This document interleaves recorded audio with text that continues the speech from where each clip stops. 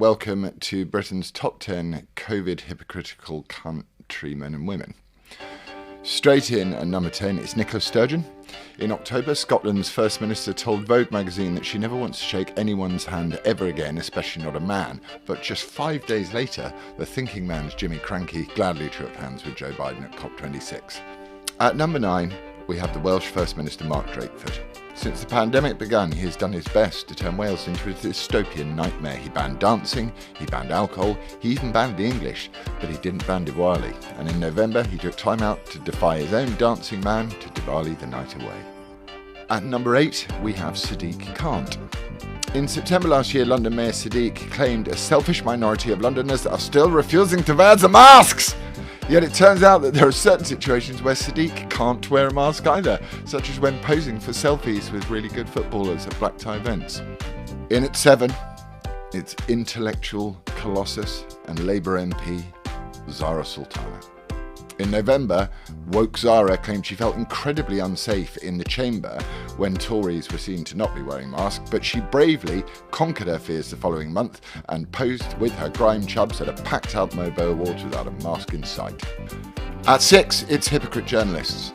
Last December, Sky's Beth Rigby and Kay Bowley got busted boozing it up in Soho. After 6 months on full pay and gardening leave, they're back demanding other people lose their jobs for going on the lash like they did.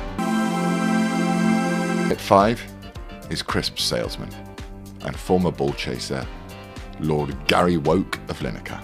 In April, our favourite big-eared friend tweeted, "How can there be any debate about whether we should be wearing a mask? Even if it only saves one life, then it has to be beneficial."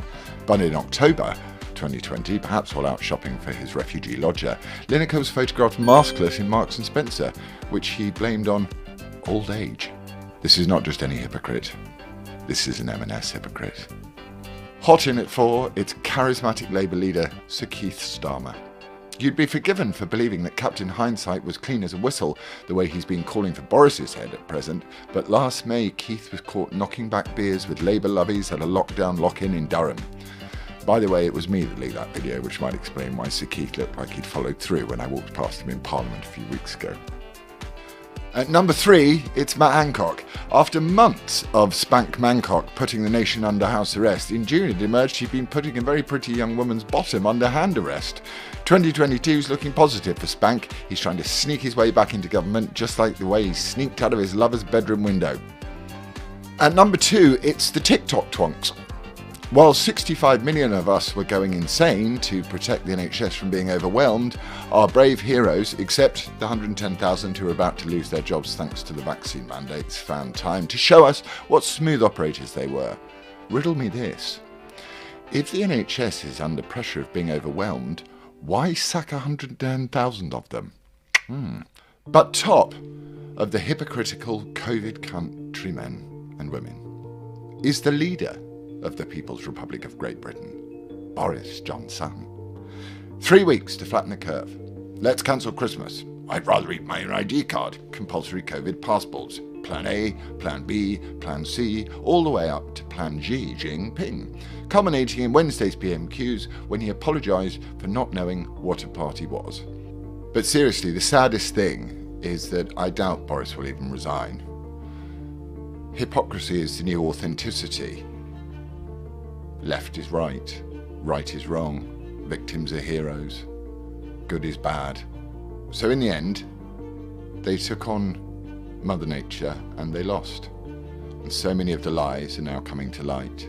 Asymptomatic transmission of the virus, rubbish. Vaccines to prevent the spread of the virus, rubbish. Masks in class, rubbish. Masks on the tube, rubbish. Vaccine passports don't work, total rubbish. So if the people who are closest to the data were so scared that they could all gather together in their groups of hundreds in the Downing Street garden, then you've got to ask yourself a question. Why all of these measures? They had no intention of following them all along.